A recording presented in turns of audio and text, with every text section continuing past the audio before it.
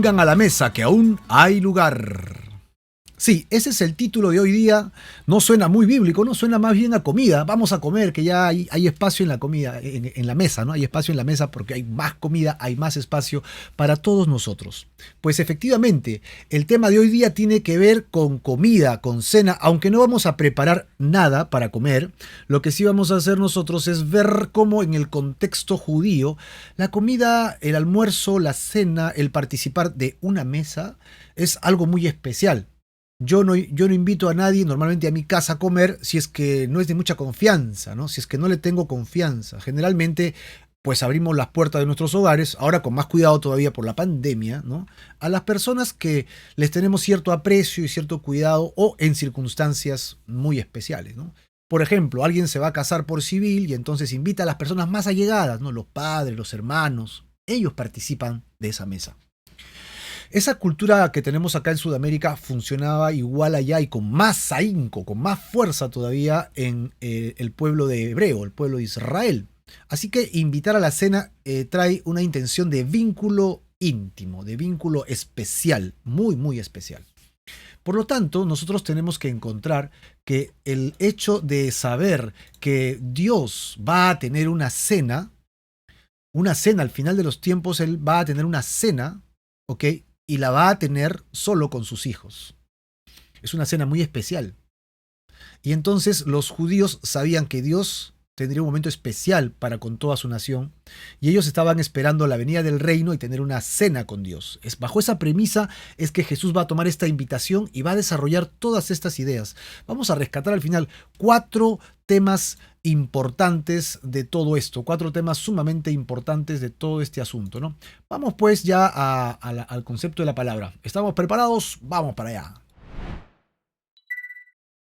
Muy bien, acá tenemos las ideas claras del texto, ¿de acuerdo? Y es el título de Vengan a la mesa, que aún hay lugar.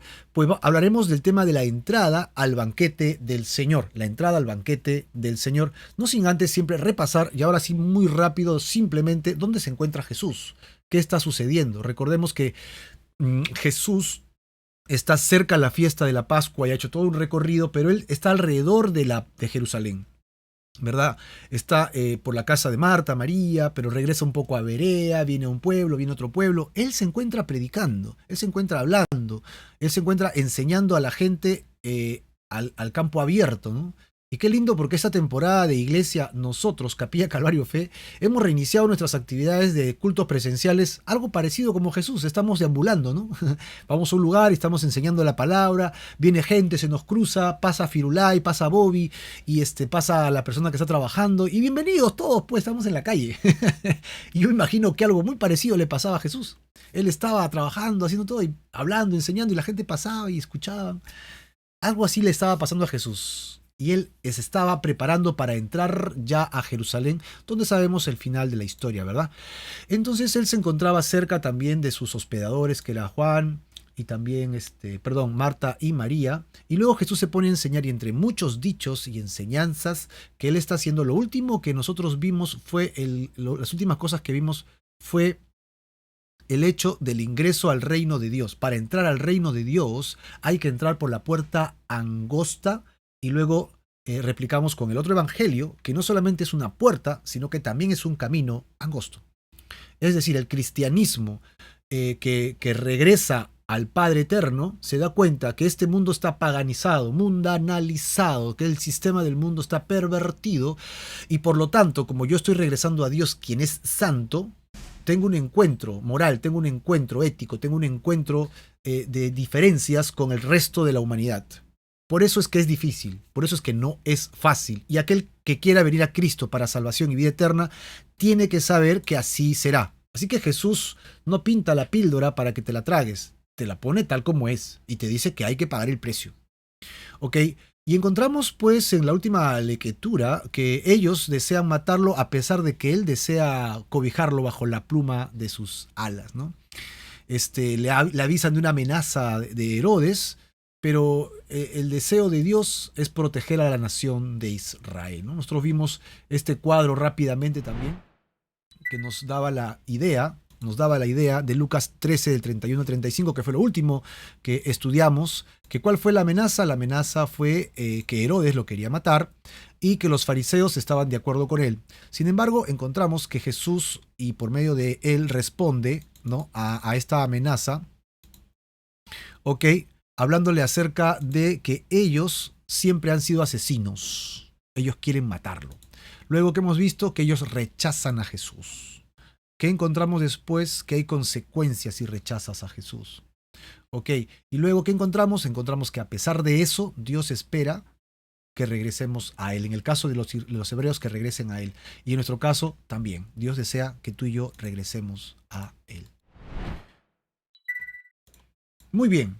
Habiendo dicho todo esto, entonces nos encontramos nosotros aquí, en el estudio del día de hoy, ¿no? Ya sabemos que Jesús está cerca a Jerusalén, la gente le es adversa, la gente está en contra de él y hay mucha gente que está a favor de él. La multitud está dividida, pero aún así Jesús sigue enseñando, sigue predicando, y ahora vamos a encontrar que Jesús es provocativo, ¿no? Jesús mismo está provocando en sus adversarios que ya tomen medidas radicales. Efectivamente, el tiempo ya se ha acercado, ¿ok? El tiempo ya está delante de la muerte.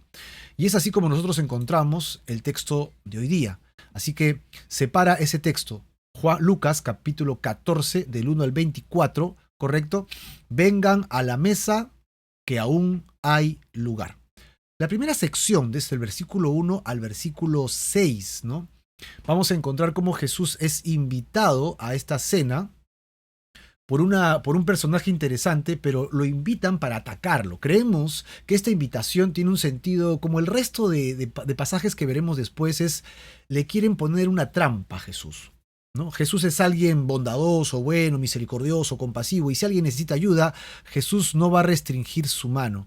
Él va a dar ayuda. Y como era sábado, entonces ese era el truco. Aquí atrapamos a Jesús, ¿no? Aquí atrapamos a Jesús. Vamos a invitarlo a cenar, ¿no? Vamos a invitarlo a cenar. Vamos a ver pues entonces la primera sección, ¿no? En esta primera sección aparece esta diferencia, disputa provocada aparentemente por Jesús, ¿no? Aparentemente por Jesús. Versículo 1.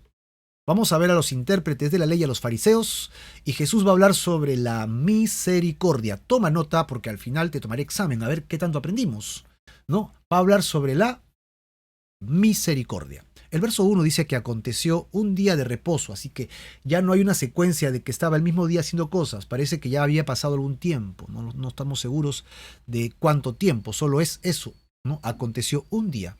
¿Qué día? Día de reposo, que habiendo entrado para comer en casa de un gobernante que era fariseo, estos le acechaban. Aconteció un día de reposo. Se trata pues de la permanente controversia que hay entre la ley escrita por Moisés y obviamente las interpretaciones que habían dado los rabinos, ¿ok?, con el código moral, que luego esa interpretación va a ser conocida como el Talmud, correcto, que ellos tenían. Entonces ellos habían añadido tradiciones a la ley mosaica, y esas tradiciones muchas veces rompían la misericordia, y es contra eso justamente que Jesús está atacando. Ahora, dice que entrando para comer en casa. Fíjate que Jesús continúa intentando dialogar con ellos, come con ellos, en los tiempos de adoración adora con ellos, en las sinagogas, ¿no? Hace milagros delante de ellos. ¿Tú recuerdas que cuál es el objetivo de Jesús aquí en la tierra? El objetivo de Jesús es traer salvación al pecador. Ese es el objetivo. Para eso vino Jesús a la tierra, para darnos vida y vida en abundancia. ¿A quiénes? A los pecadores. Sí. Entre ellos estamos tú y también yo. Somos pecadores y Él ha venido por nosotros. Amén, ¿verdad? Espero que pongas un amén ahí. Soy pecador redimido. Gloria a Dios, porque entonces nos vamos a ver en las bodas del Cordero. Entonces, la pregunta sería, ¿los fariseos también son pecadores? Pues la respuesta es sí, ¿no? Ellos también son pecadores. Si ellos también son pecadores, entonces también tienen la oportunidad de ser salvos. Y a pesar de que eran adversos, contrarios a Jesús y le hacían daño a Jesús, Jesús aprovechó toda oportunidad que tuvo para predicarles el evangelio. Para predicarles a ellos el evangelio también. Pero estaba delante de ellos, ¿no? Ahora, Jesús utiliza la comida, el diálogo, para poder establecer conexión con ellos, para que ellos puedan conocer el mensaje de Dios. Ahora, recuerden que comer era algo muy íntimo, ¿no? En el contexto hebreo y también en el latino, la comida significa algo muy personal, ¿no? Yo como con alguien con el que me agrado bien, ¿no? Con el que me llevo bien, porque tenemos cosas afines, disfruto la comida, disfruto el tiempo, ¿no? Eso tenemos.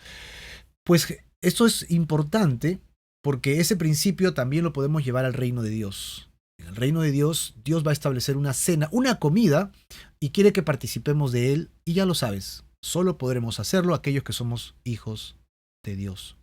Los demás no.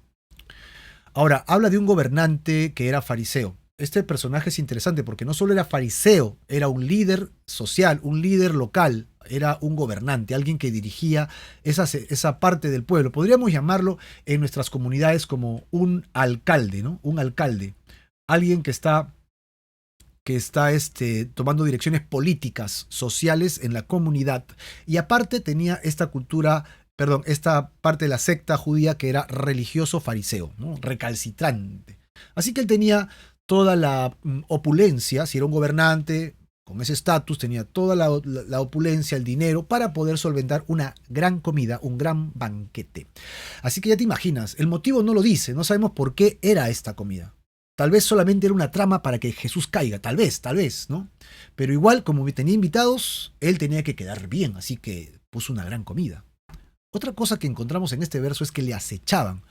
Esa palabra acechar es muy interesante porque tú la encuentras en los animales de caza. Los animales, como los leones, acechan a su presa, ¿ah? Tan, tan, tan, tan, tan, tan. ¿Hasta que ese animal que va a ser cazado se distrae, hace un queco que no le permite estar bien parado y entonces ¡za!, ataca? Entonces encontramos la misma idea. Mirar de cerca, pero con la intención de atrapar, de hacer daño. Así que la idea acá es que ellos estaban observando a Jesús con el propósito de descubrir alguna debilidad, algo que hiciera mal, que dijera mal, ¿no? ¿Para qué? Para condenarlo delante de los judíos y seguramente delante de los romanos. No importaba, tenían que sacar a Jesús del peligro. Así que encontramos que ya la invitación es bastante agresiva, ¿no? Es bastante opositoria. Aún así Jesús va a comer allí. La verdad es que si me invitan a comer a un lugar, ¿no?, donde me van a hacer daño, van a hablar mal de mí, siempre hay intriga, yo pensaría mucho antes de ir a comer, yo pondría excusas, sí, pues, sí puedo, pero tal vez en otra ocasión, ¿no? ¿Por qué? Porque no me voy a sentir bien. Sin embargo, Jesús decidió ir. Jesús decidió ir incluso a pesar de que le podía costar caro, ¿no? Entonces a continuación vemos el versículo 2 al 4. Vamos a ver a los intérpretes de la ley y a los fariseos en este contexto de la misericordia. Y he aquí estaba delante de él un hombre hidrópico. Entonces Jesús habló a los intérpretes de la ley, correcto, y a los fariseos, diciendo, ¿es lícito sanar en el día de reposo? Mas ellos callaron. Pues Jesús va a hacer dos preguntas. Esta es la primera pregunta. Lo primero que tenemos que rescatar es qué es un hidrópico. La hidropesía es pues un tema delicado que es causada por algunos virus o bacterias, ¿ok?, que atacan ¿cómo se llama? Atacan al seco epiteliano, ¿no? Búsquenlo en el diccionario porque doctor no soy, pero yo lo busqué y encontré esa información, ¿no? Atacan el saco epiteliano encontrado en el riñón, creando una inflamación tan gruesa que causa su impermeabilidad y con ello la retención de líquidos. Obviamente, tú escuchas hidro, ¿no?, pesía, y la palabra hidro te suena a agua, correcto, porque eso es lo que significa. Es decir, le salían bolsas de agua. Así que este personaje era alguien desagradable a los ojos, a primera vista, ¿no? Tenía cosas feas, inflamaciones y todas estas cosas sobre su cuerpo. Una persona enferma en ese estado era considerada poco agradable espiritualmente también. Los rabinos afirmaban que esta enfermedad era causada por grandes pecados que podrías haber causado. Y lo que añadía drama a la situación era que él estaba allí. ¿Qué hacía ahí si él estaba en un lugar, entre comillas, de pura gente espiritual? Maestros de la ley, ¿no? abogados de la ley, fariseos. Es que ya suena raro que él esté allí, y cuando él sale de ahí veremos que aparentemente era un invitado y no era de la casa, porque si hubiera sido de la casa todo el mundo entiende, no, bueno, es de la casa, es un hombre que está ahí, y si tú piensas que es pecador, entonces pues no, nos queda otra, pues no, él es el dueño de la casa. Así que su presencia podría ser una trampa irresistible para Jesús. Delante de Jesús ponen a un necesitado. Así que Jesús hace una pregunta práctica a los expertos de la ley mosaica. ¿Es lícito, ¿no?, sanar en el día de reposo? La respuesta a esta pregunta, la respuesta espiritual, la respuesta divina, la respuesta de Dios es sí, es lícito, es correcto, está bien sanar en día de reposo. La otra respuesta farisea, la respuesta de haber traído la interpretación al sábado, ¿no?, y que ellos habían añadido no hacer cosas, era no, no hagas eso porque estás trabajando. Así que los fariseos se estaban olvidando de la misericordia, ¿no? Para Jesús es más importante la misericordia, la gracia, la compasión que un ritual que Dios no había mandado. Lo que la ley decía es que un hombre no podía trabajar. ¿Para qué? Para que no, no, no des rienda suelta a tus actividades, ¿no?, mentales, de trabajo y de actividades físicas, y le dediques todo tu esfuerzo, tu calma, tu tranquilidad a Dios. Ese es el objetivo del Shabbat para el judío. No era otra cosa. Ahora, que tú interpretes qué es trabajar y le pongas una lista, es algo que hicieron los fariseos. Así que en ninguna parte de la ley no decía que estaba prohibido ayudar a alguien para que sane a otra persona. Por lo tanto, la respuesta a esta pregunta que no le gustaba a los fariseos es lícito, sí es lícito. Es lícito que sanes, Jesús, es lícito que lo hagas. Pero iba contra de repente sus propósitos, lo habían traído para que Jesús caiga en la trampa y Jesús se les adelantó. ¡Ja, ja! Jesús es lo máximo. Verso 4 en adelante. Y él, tomándole, entonces pues le sanó, y luego ¿qué hizo? Le despidió. Y dirigiéndose a ellos, dijo la segunda pregunta: ¿quién de ustedes, si su asno o su buey cae en algún pozo, no lo sacará inmediatamente, aunque sea día de reposo? Y la verdad es que, como dice el versículo 6, no le podían replicar, no le podían responder, no le podían decir nada de estas cosas a Jesús. Acá entonces dice que él tomó, le sanó y le despidió. Fíjate que Jesús no sanó a este hombre por su fe. ¿No tienes fe? Por tu fe serás sanado. No. Él dijo, yo tengo fe en ti, mi palabra te va a sanar. Como yo he escuchado en otros pasajes, ¿no?, que involucra fe de salvación. Este hombre sí era un necesitado, tal vez fue colocado como una especie de trampa para Jesús, pero Jesús lo sanó como una señal para los líderes religiosos. Tal como también sucedió, creo, en el Evangelio de Juan, ¿correcto? En el Evangelio de Juan nosotros encontramos que había un hombre que estaba en la puerta del templo que necesitaba ser sanado porque había nacido ciego de nacimiento, y le preguntaron sus discípulos quién había pecado, sus padres o él, para que naciera así para que naciera ciego. Y Jesús le dijo, ni sus padres ni él, sino para la gloria de Dios. Es que él ha nacido así y le sanó. Vete a Siloé, regresó sano, y eso le causó un problema religioso, pero fue sanado. De la misma manera, Jesús ahora está tratando el tema con este hombre que de repente fue parte incluso de la intriga, ¿no? Pero sí necesitaba ser sanado, y Jesús no se repara, Jesús lo sana, pero lo hace delante de los fariseos y a propósito, después que le hizo estas dos preguntas. Ok, o bueno, después de la primera y antes de la segunda pregunta. La pregunta segunda tiene que ver con los estándares que nosotros mismos tenemos. ¿Quién de ustedes no rescata a su animal en peligro, ¿no?, de que se pueda morir si es sábado? La respuesta es todos rescatamos a nuestro animal. Es un animal de carga, es un buey, un buey, un asno, son animales de ayuda doméstica y ayudas de carga. Son como tener un tractorcito en la casa, tienes tu camioneta, ¿no? No la descuidas, la cuidas más bien. Si cae al pozo se va a morir. Entonces la respuesta es, bueno, nosotros todos vamos y lo rescatamos, no importa que sea sábado. Y ese justamente es el problema. El problema del hombre es que vivimos con doble estándar. Juzgamos las mismas cosas, pero diferentes. Cuando nos suceden a nosotros, que cuando les suceden a otros. Cuando me sucede a mí o cuando yo veo pecado en otro, ¿no? Yo juzgo, digo, ¿cómo es posible que haya pecado así? No, no, no, no, tiene que ser disciplinado. ¿Qué se ha querido? Está dejando mal el nombre de Jesucristo. Pero cuando yo cometo el mismo pecado, digo, pero tengan misericordia de mí, no sean tan exigentes, por favor, yo estoy poniendo mi parte, es un pecadillo, un desliz, no seas exagerado. Como si lo pusiéramos en un embudo y la parte ancha para mí, ¿no? Y la parte angosta para ti. Así que estos fariseos pretendían acusar, obviamente falsamente, a Jesús por quebrar el sábado, el Shabbat, pero ellos estaban quebrando una ley más elevada que venía del mismo corazón de Dios, que era la misericordia y que era el amor. Sí. Dejaron la ley de Dios, que tenía un propósito de relación, y se aferraron a su propia ley, que es su interpretación, y dejaron la misericordia. Cuando dice al final del verso 6, ¿no? En el verso 6 dice, y no le podían replicar estas cosas.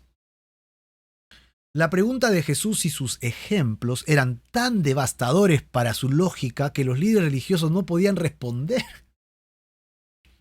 ¿Por qué? Porque sus motivaciones, sus normativas, eran mucho más importantes que el bienestar de la gente. Por eso, por eso. Así que lo primero que Jesús les está enseñando a todos ellos, ¿no? Viendo la trampa que le pusieron, creemos que fue una trampa, entonces es, tengan misericordia. Si algo tienes que apuntar hasta acá, es esa palabra.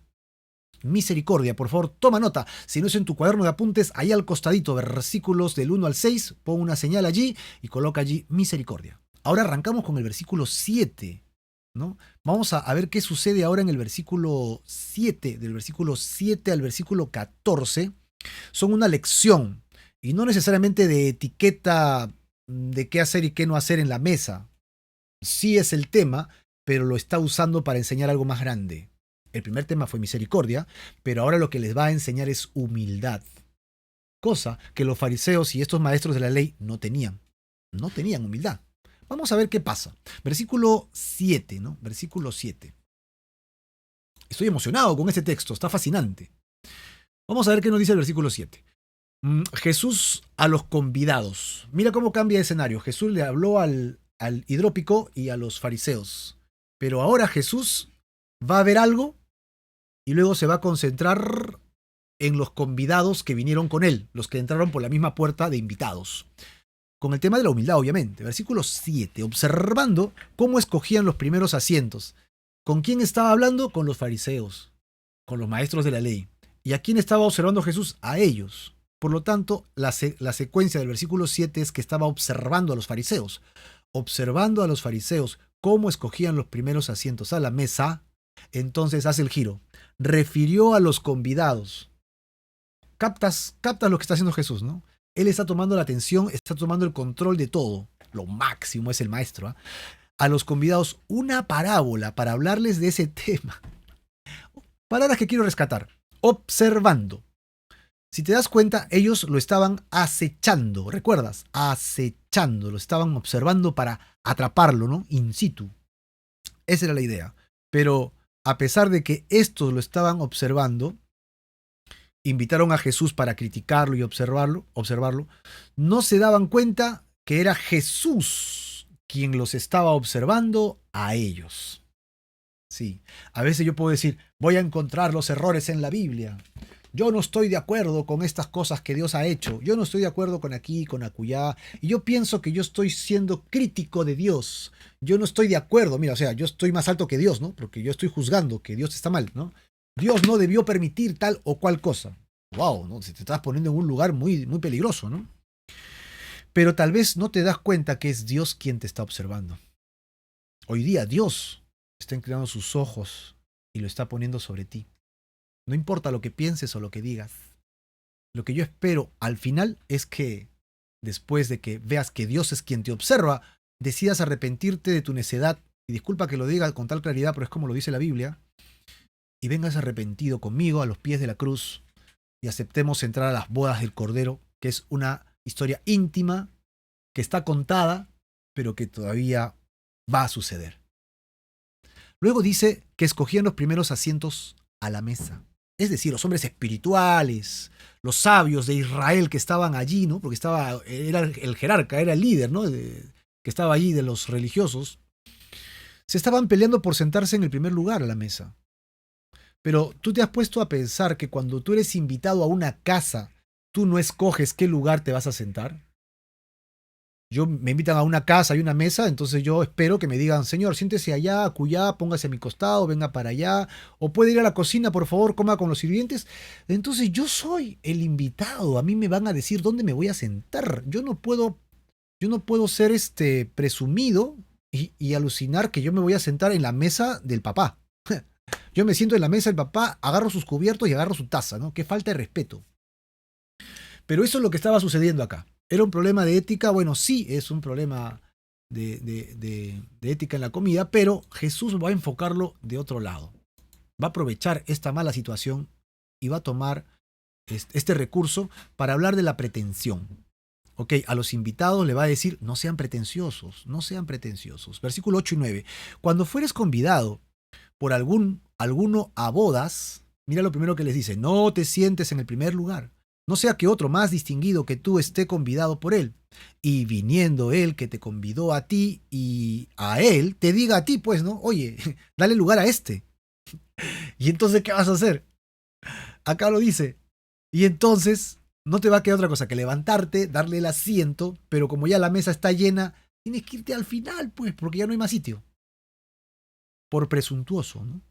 Y entonces comiences con vergüenza a ocupar el último lugar. Y evidentemente, mientras que desfilas avergonzado por el camino, la gente que está sentada te va a mirar de reojo y va a ser así, ¿no? ¿Qué le pasó a este señor? Recuerda que las comidas que ellos tenían, habían rescatado la cultura un poco romana. Y si tú ves el cuadro de Leonardo da Vinci, que es La Última Cena, encuentras una gran mesa y a todos los apóstoles sentados a la mesa en horizontal, ¿no? Pero esa es una idea bastante medieval y también nuestra, ¿no? En la que tenemos una gran mesa y todos nos juntamos allí. Pero la costumbre en la que ellos tenían era una mesa en forma de U. Y la cabecera de la mesa era un lado de la mesa, no la punta de la mesa. Y la U permitía que el servicio, la servidumbre, entre y sirva a todos y salga, y entonces todos se quedaban acá. Entonces, una parte de la esquina de la mesa servía para que en el medio de esos tres asientos se sentara el que invitaba. Correcto. El que estaba a la derecha era alguien que le iba a ayudar a que sirva las cosas rápido, y el que estaba a la izquierda sería aquel que sería el invitado de honor. Si tú te sentabas en ese lugar, entonces te iba a tocar irte al otro lado de la mesa con toda la vergüenza del mundo. Pues eso es lo que estaba sucediendo acá, es el ejemplo de Jesús. Al ver que los fariseos estaban peleando, él les dice, no hagan eso, no sean pretenciosos. Y continúa con el verso 10. Y aquí es el enfoque, hablen de humildad. Así que este es el tema, la humildad. Mas cuando fueres convidado, ve y siéntate en el último lugar. Para que cuando venga el que te convidó, diga, hey, ¿qué hace mi invitado? ¿Por qué está al fondo? Ese lugar es de servidumbre. Que venga para acá adelante, ¿no? Para que cuando venga el que te convidó te diga, amigo, ven, sube. Sube más arriba. Entonces tendrás gloria delante de la gente. Oh, sí, qué bueno, que vaya para adelante, qué bien, se lo merece, ese lugar es para él, está bien, es correcto. Bien, entonces tendrás gloria delante de los que se sientan contigo a la mesa. Te aplaudirán, te dirán, qué bien. Entonces, aquí habla de humildad. Aquí habla de humildad. Si tú, evidentemente, quieres resaltar sobre el resto, lo que va a pasar es que terminarás humillado. Pero si tú te humillas de forma natural, porque no eres pretencioso, entonces se te dará gloria. Esto está aplicado al tema espiritual y también en un tema de ética, ¿no? Pues funciona muy bien. Pero enfoquémoslo en el tema espiritual. Jesús lo va a llevar de aquí, de la manito, al tema del reino eterno. Y la última parte de este versículo, de esta cita en el versículo 11, nos va a hablar de la diferencia entre ser humillado y humillarse. Porque es lo que dice el verso 11. Porque cualquiera que se enaltece, enaltecer es ponerse sobre. Es decir, estar encima de los demás. Yo me pongo sobre los demás. Yo soy más inteligente, No sé cuál sea la pretensión que tengas. Yo tengo más dinero, yo tengo más relaciones, yo tengo más poder, yo tengo más amigos, yo soy más popular, yo tengo más conocimiento. Tú crees que eres más en algo, entonces te enaltece solo. Cualquiera que se enaltece, ¿qué le pasará? Lo van a humillar, ¿no? Y Proverbios también dice que después de la soberbia, el enaltecimiento, después que estás en la cúspide, ¿qué viene? La caída aparatosa, pues, ¿no? No hay nada que dure para siempre en la cúspide. Toda cúspide tiene una caída. Así que si tú te subes, va a caer. Pero cuando tú no te enalteces, ¿no? Sino que te humillas, te allanas. La palabra humillar es allanar, es todos somos de la misma altura de la vereda. ¿Qué altura tiene la vereda? Depende de qué parte de la ciudad estás. Más o menos 5 centímetros a 10 centímetros de la pista, ¿no? Del asfalto de la calle. Y todos estamos al mismo nivel. Toda la calle. Nadie es más alto. No hay escaleras acá. Por eso es que si tú te allanas, entonces el que se encargará de ensalzarte, ¿verdad? Será Dios. Sí, correcto. Será el mismo Señor. Así que Jesús identificó el problema de estos hombres. Y seguramente de muchos de nosotros también. Orgullo versus humildad. ¿Pero por qué? Pues no, yo me merezco, ¿no? Yo me merezco esto, aquello, y aquí y allá. ¿Verdad? Dice, porque cualquiera que se enaltece o elevar, ¿no? Que busca reconocimiento. ¿Qué desea Jesús de nosotros? ¿Qué significa esto de humillarse, ¿no? Humillarse es allanarse, bajar, como hemos dicho, ¿no? Jesús dice, más humilde es mejor, porque el camino al cielo es desde abajo, desde las rodillas, desde el reconocimiento, desde la humillación. Desde allí es que Dios nos va a enaltecer, porque Dios es el único grande, ¿no? Si tú quieres ser tan grande como Dios, no hay espacio, pues, solo Dios. Entonces Dios te saca del cuadro. Y aquel que se humilla ante el Señor, Dios se encargará. Hay dos maneras de llegar a la humildad. Y te aseguro que nos va a pasar. La primera es que seas humillado a la fuerza.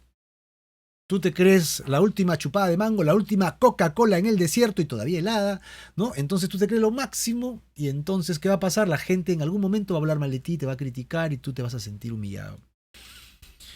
Sí, te van a humillar. Y por otro lado, otra forma de llegar a la humildad es decidir humillarse y postrarse por cuenta propia. Es decir, reconocimiento de debilidad, reconocimiento de falta de poder. Ok, entonces el Señor desea que escojamos, ok, la segunda. Que decidamos humillarnos. No se trata de mí, no se trata de lo que tú quieres o de lo que tú piensas, ni de nadie. ¿Sabes de qué se trata? Se trata de Jesús. ¿Te acuerdas? Juan el Bautista, él lo decía, ¿no? Es necesario que yo me allane, justo, ¿no? Que yo me humille, que yo desaparezca, que yo termine abajo y que Él crezca y que Él sea enaltecido. La humillación en Cristo, ojo, no es miseria. No seas ridículo, ¿cómo vas a pensar? Ese es un pensamiento retrógrada. Ahora tenemos que salir adelante, saca el yo que tienes adentro, te lo mereces, eres fuerte, poderoso. Pero un momentito, para el reino de Dios no funciona así, hermano. Yo sé que Dios nos ha creado con facultades, con talentos, Yo sé que el Señor, tú tienes un gran potencial, eso no lo vamos a negar. De eso no estamos hablando, no estamos hablando que te menosprecies a ese nivel. Lo que estamos hablando es que a la luz de Dios, ¿qué soy pues? A la luz del Señor, no soy nada. La humillación en Cristo entonces no es miseria. Por el contrario, porque cuando yo me humillo y encuentro salvación, ¿qué encuentro? Sino gozo. Encuentro gozo en Dios, porque ya no debemos estar cumpliendo las expectativas también de la gente, ¿no? Ya, yo quiero agradar a la gente, entonces yo tengo que ser alguien prominente, pero tengo que dar algo, entonces tengo que estar dando, agradando a la gente y fingiendo finalmente para agradarles, pues. Es una carga terrible, hermano. Pero cuando yo solo tengo que agradar a Dios y estoy humillado ante Él, entonces no tengo nada que demostrarte a ti. Yo soy un pecador redimido que estoy creciendo en mi fe. Y yo pienso que tú estás igual que yo. Entonces somos iguales, hermano. El hecho de que yo esté enseñando la palabra es más responsabilidad para mí, pero yo le dedico tiempo a esto, ¿no? O sea, le dedico tiempo a orar, a leer la palabra y de repente un poco más de tiempo que tú, pero a los ojos de Dios soy tan redimido como cualquier otro ser humano. Los pastores no están en el pináculo de algún pedestal. Los pastores también somos pecadores redimidos, salvados por la misma sangre de Jesucristo. Amén. El príncipe de los pastores es Jesucristo. Él es lo máximo. O sea, nosotros los pastores, los líderes espirituales, también tenemos que recurrir al Señor. Al único que debemos agradar entonces es a Dios. Solamente a Él. Solamente a Él.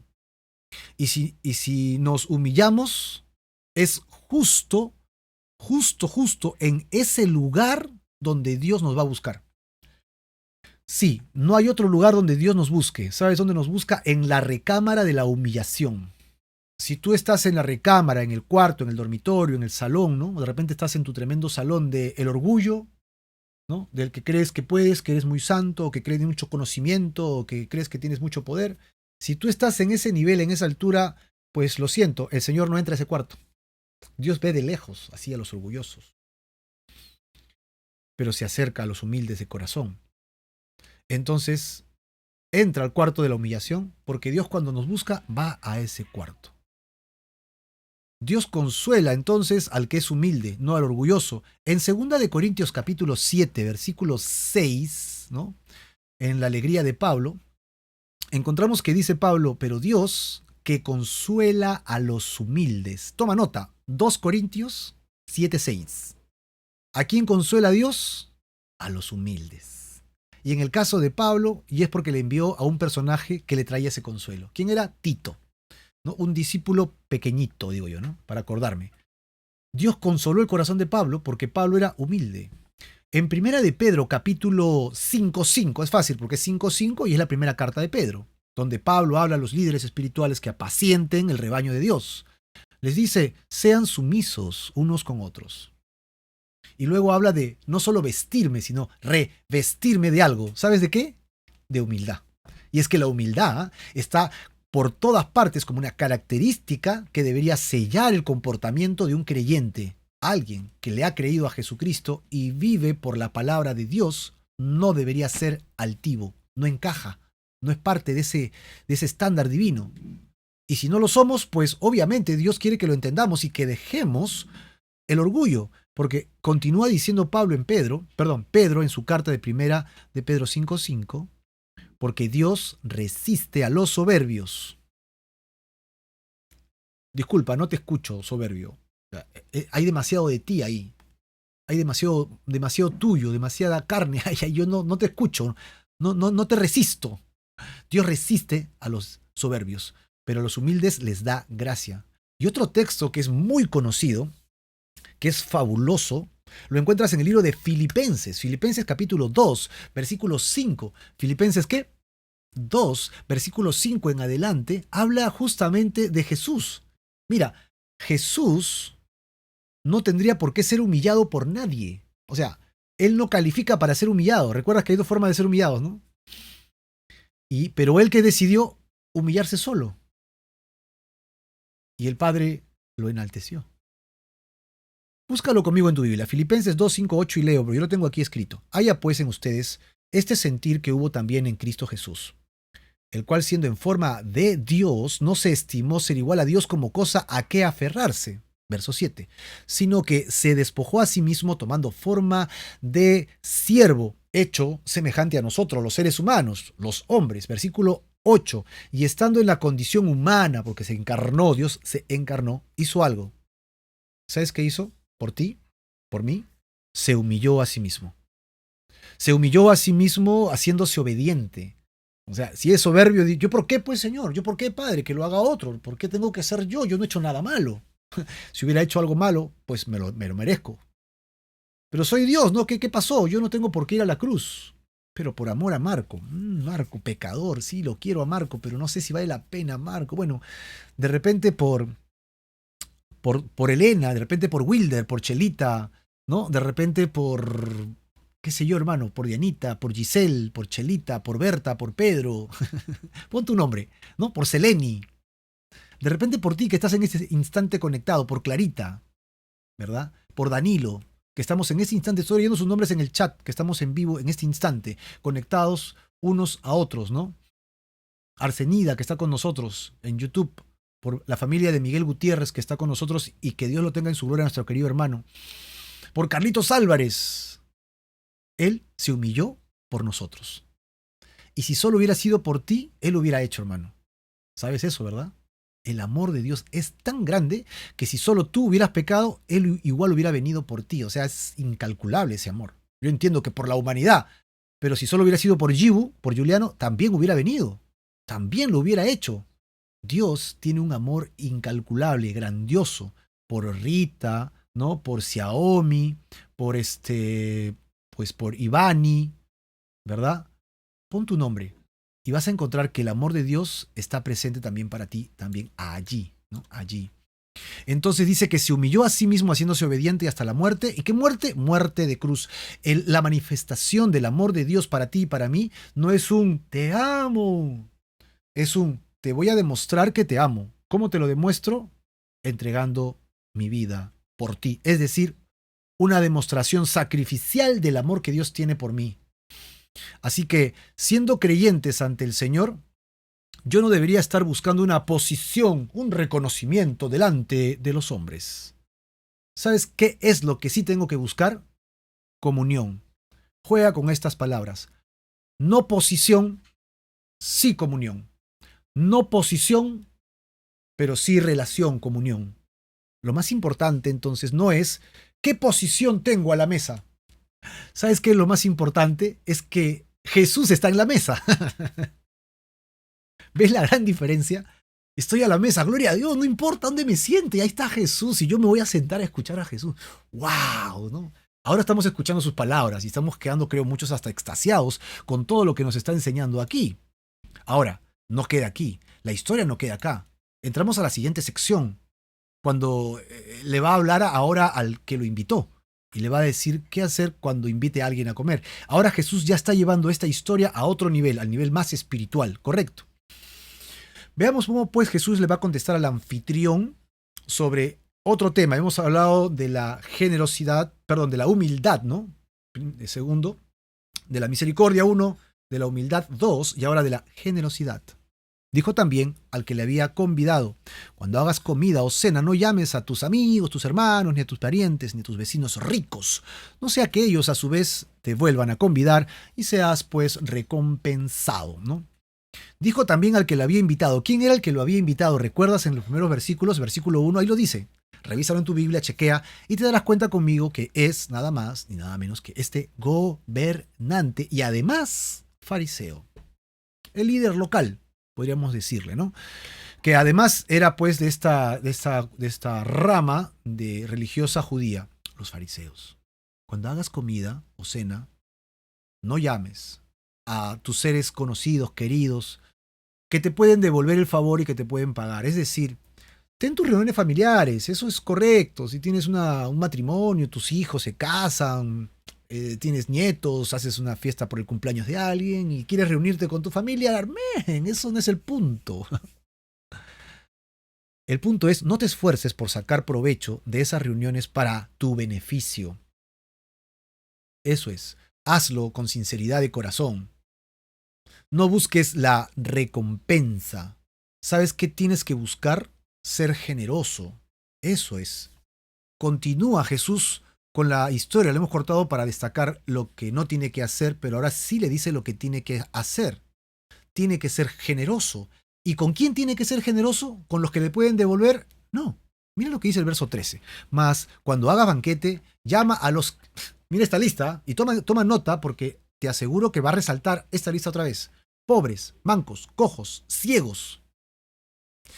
Y serás bienaventurado, porque ellos no te pueden recompensar, pero te será recompensado. ¿Dónde? Sí vas a ser recompensado, pero no por la gente, sino serás recompensado en la resurrección de los justos. No, esto ya Jesús abrió la puerta. Jesús está entrando a hablar acerca de la cena del reino de Dios. Ya entró. ¿Viste cómo fue? Tomó todos los elementos del... No, Jesús es extraordinario, hermano. ¿Cómo puedes hacer esto, Jesús? Es increíble. Te ha llevado de lo natural a lo espiritual. Tanto así lo está llevando de la mano a todos, que la misma gente va a responder a esto. Vas a ver, pero no me adelanto, espérate. Si quieres, adelántate tú y lee más adelante y luego regresas. No te me distraigas, nada más. Pero mira, cuando hagas banquete, llama a... ¿Qué tipo de recompensa podría darle un hombre que está con limitaciones, como pobre, manco, cojo y ciego, ¿no? Ante un líder religioso tribal, un líder tribal, alguien con poder, alguien que tiene dinero, pues es un líder local? La respuesta es ninguna. Alguien de este problema, con estos problemas, difícilmente podría darle a algo a alguien como este hombre, el líder de la casa. Es difícil.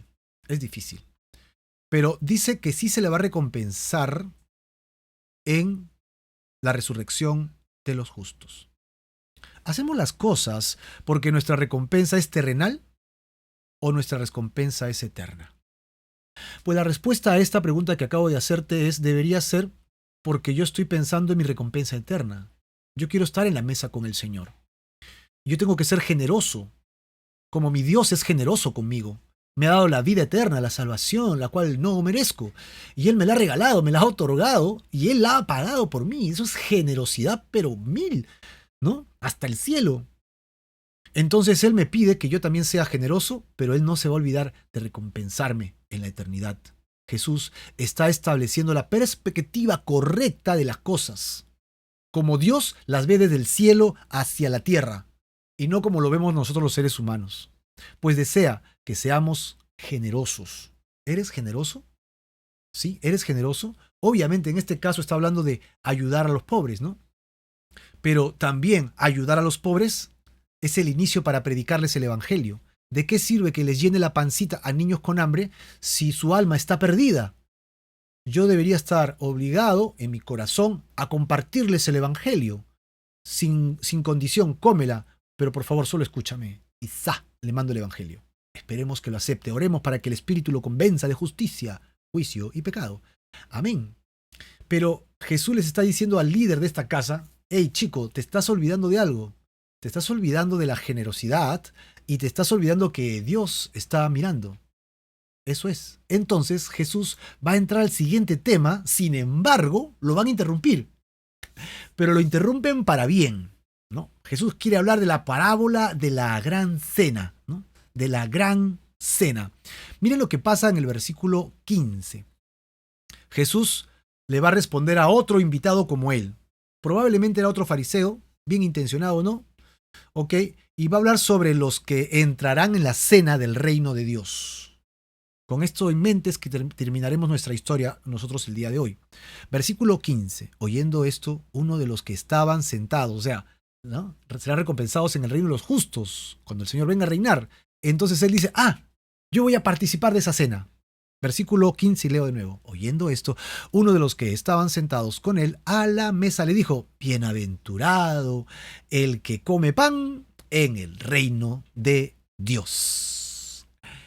Es obvio que quien hablaba era un fariseo porque esperaba la resurrección física, se consideraba justo y partícipe de esta gran cena, en este gran banquete. El banquete del Mesías, que hace referencia acá, es una metáfora muy común en las Escrituras para la comunión personal y obviamente el estar juntos con Dios en el cielo por siempre. En el mundo de Palestina, como se conoce ahora, de Jerusalén, ¿no?, cerca al Mediterráneo, la íntima comunión significa comer juntos. Estamos unidos, comemos juntos. Comemos juntos es lo mismo que estar unidos. Somos cercanos. Entonces Jesús dice: genial, es justo de lo que quería hablar. Gracias, Señor, no sé quién, porque ahorita no sé quién es. Versículo 16 al 17. Entonces Jesús le dijo: un hombre hizo una gran cena y convidó a muchos. Y a la hora de la cena envió a su siervo a decir a los convidados: vengan, que ya está, ¿no?, todo preparado. Detalles de las cenas. Ahora yo te digo: amigo, te invito a mi casa a comer. Vente entre la 1 y las 3, está bien. ¿no? Entonces la comida está lista, está servida, yo te espero entre la 1 y las 3 o de 1 a 2, no sé cuál es tu horario. Y entonces si se enfría un poquito, lo meto al microondas, lo caliento un poquito y ya está. Compartimos un almuerzo, una cenita, un desayuno, qué sé yo, y la pasamos lindo, ¿no? Conversamos y ya. Pero en la época de ellos, y como se manifestaba la comida de ellos, no era así. Ellos no decían la hora, ellos solo decían el día. Te espero, qué sé yo, el sábado, el Shabbat, ¿no? Para comer. No, te espero el viernes ya. Te espero el viernes para almorzar. Entonces, el que era invitado, a partir de las 11 de la mañana hasta...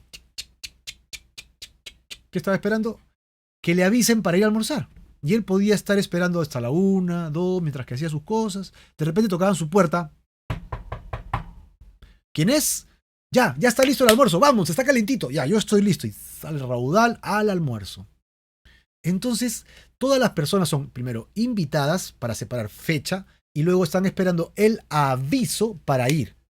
El aviso para ir. Por eso es que dice acá que hizo una gran cena y convidó a muchos. Ya estaba hecho, fijado el día del calendario. Versículo 17 habla de la hora. Entonces, a la hora que se hizo la cena, le dijo, diles que vengan. Ya está todo preparado. Entonces es el momento de que vengan, porque no hay microondas. Pues no hay microondas. Tienen que venir ya. Perfecto. Entonces todos los invitados, que deberían hacer, dejar todas sus cosas que estaban haciendo e ir. Muy bien. Vamos a ver ahora lo que dice el versículo 18 al 20. Y lamentablemente vamos a encontrar 3 excusas. Dice, y todos a una comenzaron a excusarse. El primero dijo, he comprado una hacienda y necesito ir a verla. Te ruego que me excuses. Otro dijo, he comprado 5 yuntas de bueyes y voy a probarlos. Te ruego que me excuses. Y otro dijo, acabo de casarme y por tanto no puedo ir. Obviamente está en el contexto de excusas porque lo dice el mismo versículo 18. Y son excusas que realmente no tienen mucho sentido. Porque ¿quién compra una hacienda sin haberla visto? Acá dice, voy a comprar, no dice, he comprado tiempo pasado. Entonces, es una excusa. Tú ya la viste, tú ya sabes cómo es la hacienda. Simplemente no quieres. El otro hace lo mismo, he comprado. ¿Quién compra un carro o quién compra algo grande y no lo ha visto primero? Bueno, ahora que hay todo por internet, las cosas cambian, ¿no? Pero en este tiempo y estas cosas lo dudo. Este es otro pretexto. Y el peor de todos para la cultura de ellos es que el que acaba de decir esto en el versículo 20 podría quedar en ridículo delante de todos los demás, porque recuerden que esto era una época machista, ¿no? Y entonces la mujer solo tenía que sujetarse. Te casaste, sí, pero me han invitado a comer, así que mujer, prepárate, que vamos a comer. Con buenos platos. La mujer decía, bien, se sentaban y comían. Así que cuando él le dice, me acabo de casar y no puedo ir, ¿qué? Tienes que pedirle permiso a la mujer, es lo que le hubieran dicho. Y eso hubiera sido vergonzosísimo para él. Así que las 3 excusas son pretextos que realmente no calzan. La compra de un terreno, de bueyes y de matrimonios. Aunque todo lo anterior no es impropio, nada de estas cosas es pecado, ¿no? Comprarte una camioneta, comprarte un tractor, un terreno, casarte, no es pecado, es correcto, hazlo. Pero que no sea tu prioridad. Aquí el problema es un tema de prioridades. La falta de prioridad, la falta de compromiso y un sentido de rechazo al reino de Dios. Este hombre, veremos versículos más adelante, que es un padre. El padre aquí es Dios. Y estos que están rechazando son los primeros que han sido invitados para participar de la cena. ¿Quiénes son? Los judíos. ¿Y qué están haciendo los judíos? Rechazando. Rechazando el llamado. Así que el dueño de la casa, que en este caso es Dios para nosotros, abre el espectro, abre la burbuja y permite que otros entren que ya no son judíos. Versículo 21. Vuelto el siervo, hizo saber estas cosas a su señor. Entonces el enojado, ¿no? Acá está justamente el versículo que dice que es el padre de familia, dijo a su siervo, entonces ve pronto por las plazas y las calles de la ciudad y trae acá a ¿quiénes? Esta lista la vimos en el versículo 13, ¿no? Los pobres, los mancos, los cojos y los ciegos, los que no pertenecen acá. Y estos que están en pecado, supuestamente los que están en enfermedad, califican como pecadores. Entonces, estos que están acá, que somos los gentiles, podemos tener acceso a la cena del Señor. ¡Qué maravilloso! Ahora, no queda allí, versículo 24. Versículo 22 al 24. Y dijo el siervo, Señor, ¿no? Señor, se ha hecho como mandaste, y aún hay lugar. O sea, he traído a todos los gentiles que están cerca, pero todavía queda espacio y hay comida. Dijo el Señor al siervo, ve por los caminos, ve por los vallados, y fuérzalos a entrar para que se llene mi casa. Es decir, ve más allá de la ciudad, ¿no? Ve por los caminos, llega hasta Jerusalén, ¿no? Ve hasta el otro lado del mundo, y diles que pueden entrar a mi gran cena. Y es que, mi amado hermano, hoy día esta invitación es para ti y para mí. Vengamos hoy día a la gran cena del Señor.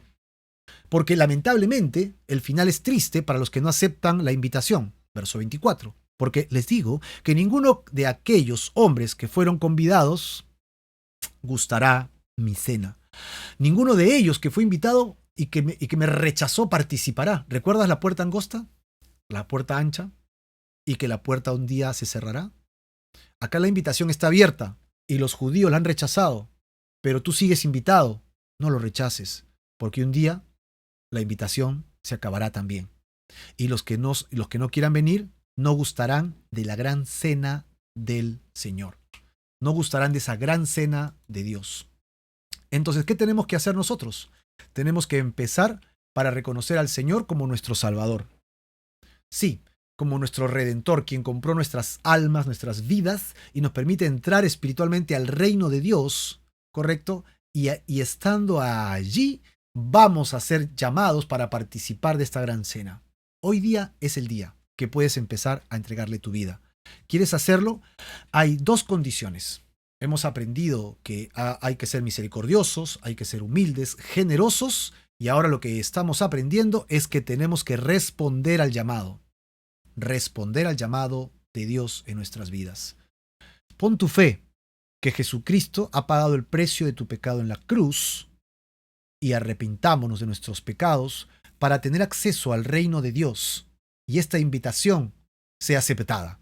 Es la forma de aceptar esta invitación para el reino de Dios. ¿Quieres hacerlo? Vamos a orar y vamos a entregarle nuestras vidas a Dios. Señor, hemos aprendido acerca de esto, que participarán de tu cena solo aquellos que han aceptado tu invitación, y nosotros queremos participar de esa invitación, Señor. Pero lo que nos separa de ti es nuestro pecado, la maldad de nuestra vida. Yo te ruego, Señor, que por favor perdones nuestro pecado, perdones nuestra maldad, mi maldad. Pongo mi fe en la obra redentora de Jesús en la cruz, y allí me entrego por completo ante ti. Te reconozco como mi Señor y como mi Salvador. Te entrego mi vida, te entrego mi corazón. Y a partir de ahora, Señor, prometo seguirte conforme a tu palabra. Permito, Señor, a mi corazón, a mi mente y a mi vida sujetarse, humillarse solamente delante de ti y entregarme por completo delante de ti para siempre. Gracias te doy, Señor. Recíbeme como tu Hijo en el nombre de Jesús. Amén y amén. Gloria a nuestro maravilloso Señor Jesucristo. Si le has entregado tu vida a Jesús, es la mejor decisión. Fe y arrepentimiento, y estarás recibiendo la invitación del Señor para que puedas entrar a las bodas del Señor. Dios te bendiga.